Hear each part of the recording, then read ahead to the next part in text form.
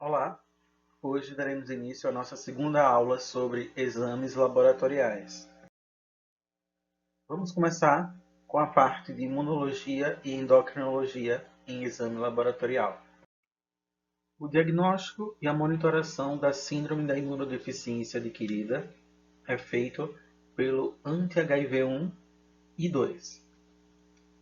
O vírus da imunodeficiência humana é isolado de casos de síndrome da imunodeficiência adquirida, que é uma doença que se caracteriza pela deterioração progressiva e fatal do sistema imunológico.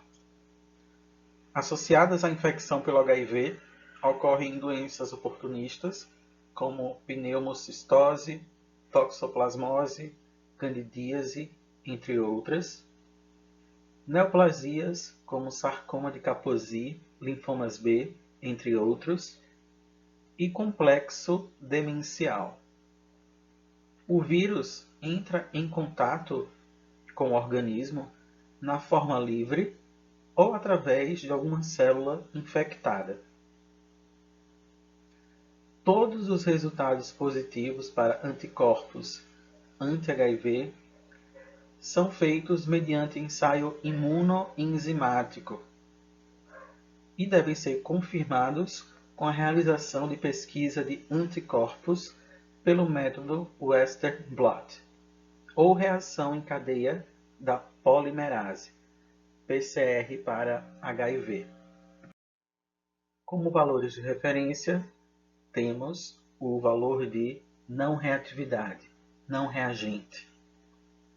O método Western blot de confirmação da síndrome da imunodeficiência adquirida, ou melhor, do vírus da imunodeficiência humana, é um método confirmatório de infecção pelo HIV. O método é um método semi-quantitativo e muito sensível que identifica anticorpos ou antígenos específicos, combinando a seletividade da eletroforese com a especificidade da reação antígeno-anticorpo. Também, para o método Western blot, os valores de referência são negativos para o não diagnóstico da presença do vírus. É importante uma monitoração celular para imunodeficiência das células CD3, CD4, CD8, CD19 e CD56. Em relação à fisioterapia, a presença de resultados positivos não impede a abordagem terapêutica. No entanto, o fisioterapeuta deverá estar atento para atuar nas complicações geradas por esta doença. Em relação à análise bioquímica dos exames laboratoriais, para a avaliação da função hepatobiliar, pode ser feita a análise da transaminase glutâmico oxalacética TGO ou aspartato aminotransferase ATS. São enzimas encontradas no citoplasma e também nas mitocôndrias do miocárdio, do fígado, da musculatura esquelética, do rim e do cérebro. Sendo assim, sua elevação indica um comprometimento celular mais profundo. Níveis elevados dessa enzima auxiliam no diagnóstico de doenças cardíacas, hepáticas e musculares. Essa enzima é liberada no sangue em grandes quantidades quando há dano à membrana do hepatócito, a célula do fígado, resultando em aumento da permeabilidade. A necrose em si não é necessária e a baixa correlação entre o grau de lesão hepatocelular e o nível das aminotransferases. Assim, a elevação absoluta da TGO tem grande significado diagnóstico e não prognóstico nas hepatopatias agudas. É utilizada também na monitoração de tratamentos que utilizam fármacos hepatotóxicos. Juntos, TGO e TGP são indicadores sensíveis de dano hepático em diferentes tipos de doenças. Deve-se enfatizar que apresentar níveis mais altos que o normal dessas enzimas não indica necessariamente ser portador de uma doença hepática estabelecida. Tais índices podem indicar algum problema ou não. A interpretação dos níveis altos de TGO e TGP depende do quadro clínico em geral. A atividade dessa enzima no infarto eleva-se dentro das primeiras 12 horas, atingindo um pico em 24 horas e retornando ao normal por volta do 5º dia. Valores de normalidade até 40. E como interpretar esses resultados? Os valores aumentados podem ser ocasionados por gravidez, necrose hepática, anemias hemolíticas, pancreatite aguda, cirrose hepática, hepatites, icterícia obstrutiva, mononucleose, hipotireoidismo, traumatismo e necrose cerebral, dermatomiosites, queimaduras graves, distrofias musculares, lesões da musculatura esquelética, cateterização e angioplastia cardíaca, fármacos como isoniazida, eritromicina, progesterona, esteroides anabólicos. Transaminase glutâmico pirúvica, TGP, e alanina aminotransferase, ALT. Trata-se de enzimas intracelulares presentes em grandes quantidades no fígado e em pequenas quantidades na musculatura cardíaca, no rim e no coração. Esta enzima é liberada no sangue em grandes quantidades quando há dano à membrana do hepatócito, resultando em aumento da permeabilidade. A necrose em si não é necessária e a baixa correlação entre o grau de lesão hepatocelular e o nível das aminotransferases. Assim, a elevação absoluta das aminotransferases tem grande significado diagnóstico e não prognóstico nas hepatopatias agudas. Tanto a TGP quanto a TGO são indicadores sensíveis de dano hepático em diferentes tipos de doença. São encontrados níveis mais altos de TGP e TGO em distúrbios que causam a morte de numerosas células. Como teste de função hepática, a TGP é mais sensível para a detecção de danos no hepatócito do que obstrução biliar, sendo considerada um excelente marcador hepatocelular. Em relação aos valores de referência, até 45. Como interpretar, então, valores aumentados? Estes podem ser causados por hepatites infecciosa ou tóxica, doença pancreática, mononucleose, cirrose, icterícia obstrutiva e carcinoma metastático. Em relação à fosfatase alcalina, é uma enzima com atividade ótima in vitro, com pH próximo de 10. Está presente em muitos tecidos, particularmente no epitélio intestinal, no túbulo renal, nos osteoblastos, no fígado e na placenta. A forma presente no soro sanguíneo de adultos normais origina-se principalmente do fígado e do esqueleto e depende acentuadamente da idade. Sua função precisa no metabolismo não está de todo compreendida e parece estar associada ao transporte lipídico no intestino e a processos de calcificação óssea. Sua dosagem é de interesse na investigação de doenças hepatobiliares e ósseas associadas à hiperatividade osteoblástica. Como valores de referência em recém-nascidos, 128 a 484, até 13 anos, 128 a 265, de 13 a 15 anos, de 128 a 464, e em adultos, de 38 a 126. Os valores aumentados podem ser ocasionados por doenças hepáticas e do trato biliar, metástases para fígado e osso, acromegalia, doença de Paget, hipertireoidismo, raquitismo, mononucleose infecciosa, hiperparatireoidismo, crescimento ósseo fisiológico, terceiro trimestre de gravidez e osteomalácia. Já os valores diminuídos estão associados ao hipotireoidismo, uso de estrogênio simples ou combinado com o androgênio.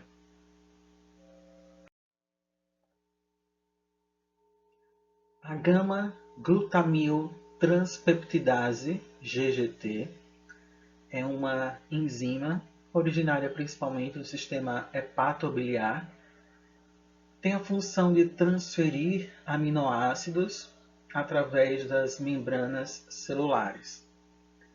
É uma enzima que tende a elevar-se em doenças hepáticas e pancreáticas, sendo o indicador mais sensível de colestase, frequentemente uma elevação precoce e duradoura, do que as demais enzimas, como transaminases, fosfatase alcalina. Gama-glutamil-transpeptidase atua na desintoxicação hepática a drogas ilícitas, fármacos e na detecção de uso abusivo de drogas ilícitas e fármacos. A liberação da GGT no soro sanguíneo reflete o efeito tóxico do álcool e outras drogas ilícitas e fármacos na estrutura microssômica das células hepáticas.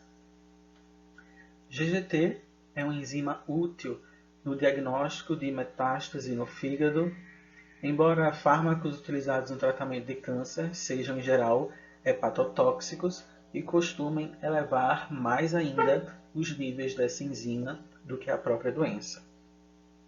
Valores de referência para homens até 56, mulheres até 41. Valores aumentados podem ser ocasionados por hepatoma, carcinoma de pâncreas, carcinoma metastático de fígado, doença crônica alcoólica, colestase, cirrose, hepatite, lúpus eritematoso sistêmico, atresia biliar, hipertireoidismo e remédios anticonvulsionantes. Ainda sobre a avaliação da função hepatobiliar, a bilirrubina é extremamente importante. A bilirrubina é um produto proveniente da quebra das moléculas de hemoglobina no sistema retículo endotelial, dando origem primeiramente à bilirrubina não conjugada, indireta, que tem afinidade pelo sistema nervoso central. Este componente é insolúvel em água, liga-se à albumina para ser transportado até os sinusoides hepáticos, onde é captado pelos hepatócitos e conduzido até o sistema retículo endotelial liso para conjugação.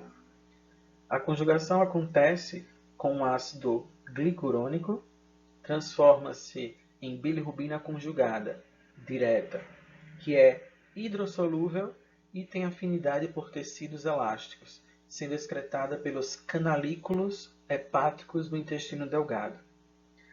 A icterícia é a doença mais conhecida em se tratando de alterações de bilirrubina no organismo. É provocada por várias causas, como aumento da oferta, alteração no transporte, alteração na captação, alteração na conjugação, deficiência de excreção, além de outros mecanismos. Causas para o aumento da bilirrubina não conjugada são diversas, como anemias hemolíticas adquiridas, reabsorção a partir de fontes extravasculares, como hematomas, infarto pulmonar, doença hepática grave, hipoalbuminemia, contrastes radiológicos e o aumento da bilirrubina conjugada, a direta, normalmente está associada com distúrbios metabólicos, fármacos, alterações congênitas, infecções virais e bacterianas e obstrução mecânica. Em relação às intervenções fisioterapêuticas, apesar das alterações da função hepatobiliar não interferirem diretamente na conduta fisioterapêutica, deve-se levar em consideração que pacientes graves com aumento acentuado dessas enzimas normalmente apresentam intensa dor abdominal, ascite, podendo manifestar aumento da pressão intraabdominal, o que pode comprometer as mobilizações articulares e principalmente prejudicar a mecânica ventilatória, podendo em seu estado mais grave evoluir com insuficiência respiratória aguda, devendo o fisioterapeuta estar atento para possíveis intervenções ventilatórias, invasivas ou não invasivas. Ainda na análise bioquímica, temos o perfil glicosídico, que se divide em hemoglobina glicosilada e frutosamina. Iniciaremos pela hemoglobina glicosilada. A dosagem de hemoglobina glicosilada é um índice útil no controle metabólico de pacientes diabéticos. A hemoglobina glicosilada se forma de modo lento e gradual pela ligação da glicose por uma reação não enzimática com o nitrogênio terminal da cadeia beta da hemoglobina. Essa ligação é contínua e irreversível, refletindo as concentrações médias da glicose durante os últimos 2 a 3 meses que precedem o exame.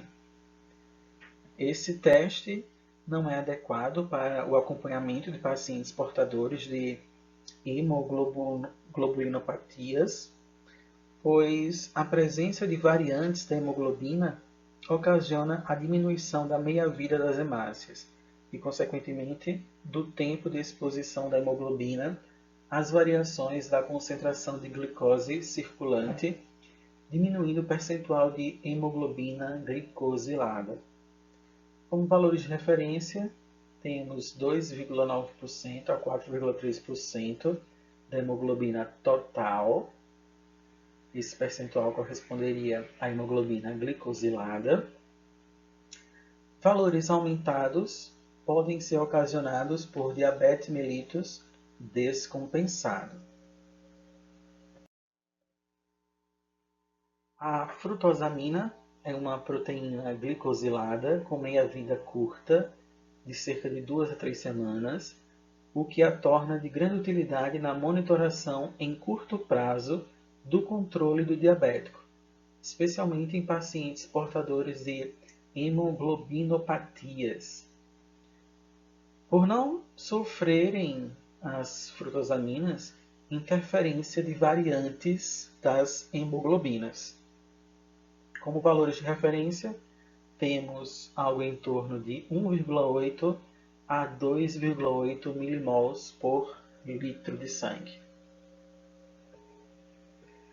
Em relação à interpretação da frutosamina, valores aumentados podem ser ocasionados também por diabetes mellitus descompensado, além de uma dieta rica em ácido ascórbico. Em relação às interações fisioterapêuticas, o perfil glicosídico não interfere diretamente na atuação fisioterapêutica. Esses exames servem apenas para avaliação do comportamento glicêmico de pequeno a médio prazo, ou seja, de semanas até 3 meses. Contudo, é interessante que o fisioterapeuta observe a presença de elevação persistente desses exames, pois indica comprometimento do equilíbrio metabólico, o que interferirá na recuperação das atividades de reabilitação cardiovascular, pulmonar e metabólica. Vamos agora para outra análise, outro exame laboratorial, que é a coproanálise. Trata-se, na verdade, dos exames parasitológicos. Então, na parasitologia, não existe um método de exame capaz de evidenciar todas as formas parasitárias presentes nas fezes. Alguns métodos evidenciam maior número de formas, enquanto outros são mais específicos. Cada parasito ou grupo de parasitos possui características morfológicas ou biológicas que permitiram o desenvolvimento de técnicas especiais utilizadas em seu diagnóstico. É consenso geral que, conquanto o achado de formas parasitárias nas fezes cele o diagnóstico de parasitose, sua ausência não significa ausência de parasitismo, sendo recomendável o exame de pelo menos 3 amostras de fezes. Existem vários métodos de exame parasitológico. Os mais utilizados na rotina laboratorial são o método direto, métodos de Lutz, de Hoffman, Pons-Jenner, método de Rich, método MIF, método Faust, método Cato-Katz, método de Willis, método de Birman-Moraes e método de Rugai. Nas fezes podem ser encontrados eumintos, como Scytosoma mansoni, Scytosoma japonicum, Scytosoma hematobium, Taenia solium, Taenia saginata, Ascaris lumbricoides, Enteróbios vermiculares, entre outros. Em relação aos protozoários, podem ser encontrados Trypanosoma cruzi, Trypanosoma rangeli, Trypanosoma equiperdum, Leishmania donovani, Leishmania brasiliensis, Leishmania tropica, Trichomonas vaginalis, Trichomonas tenax, Giardia lamblia, Entamoeba coli, Entamoeba histolítica, Endolimax nana, Balatandium coli, todos protozoários.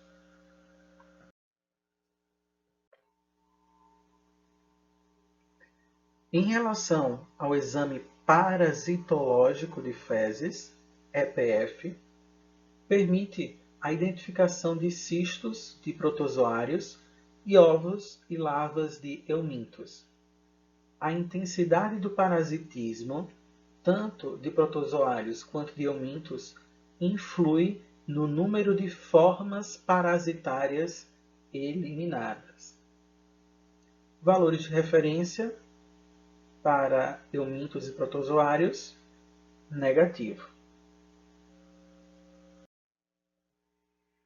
O exame parasitológico pelo método MIF permite melhor evidenciação de cistos de protozoários, ovos e larvas de eumintos do que o EPF, visto que são escolhidas 3 amostras consecutivas. Valores de referência no MIF, negativo. Em relação às interações fisioterapêuticas, a presença de resultados positivos não impede a abordagem terapêutica. Contudo, o fisioterapeuta deverá estar atento para atender os pacientes que apresentem complicações geradas pelas infecções parasitárias, as quais podem causar dor abdominal, prurido, diarreia, limitando a conduta fisioterapêutica. Na pesquisa de elementos anormais nas fezes, são utilizadas diversas técnicas. Antes de citá-las, é importante destacar que as hemácias e os leucócitos são rapidamente destruídos no conteúdo intestinal, e seu aparecimento sugere aceleração do trânsito a partir da lesão, ou lesão das últimas partes do cólon. Quando presentes em grande quantidade, indicam sempre ulceração. A associação de muco, leucócitos e hemácias é encontrada nas fezes de pacientes com colite ulcerativa, disenteria bacilar, diverticulite ulcerante e tuberculose intestinal. É importante que esses valores de referência eles sejam negativos. Em relação à pesquisa de leucócitos nas fezes, a presença de leucócitos sugere infecção bacteriana, como na disenteria bacilar, e contraindica o diagnóstico de amebíase e gastroenterite viral. Outras causas de aparecimento de leucócitos nas fezes são tuberculose, câncer, retocolite ulcerativa, retocolite da linfopatia venérea. Em relação à pesquisa de muco nas fezes, a presença de muco indica irritação ou inflamação do trato intestinal. Muco na superfície das fezes moldadas sugere constipação espástica ou colite mucosa. Pacientes com adenoma viloso de cólon podem eliminar grande quantidade de muco. Em relação ao exame da fita gomada ou suave anal, é um exame utilizado no diagnóstico da enterobiose ou oxiuríase. O agente causador não faz postura na luz intestinal, e sim na região perianal, durante a noite. Assim, os exames de fezes são quase sempre negativos, sendo necessária a coleta dos ovos em fita adesiva transparente, realizada sempre pela manhã, antes de qualquer higiene. Em relação à pesquisa de sangue oculto nas fezes, permite diagnosticar ulceração do trato digestivo. As causas mais comuns de sangramento gastrointestinal superior são úlceras, varizes esofagianas, gastrite e câncer gástrico.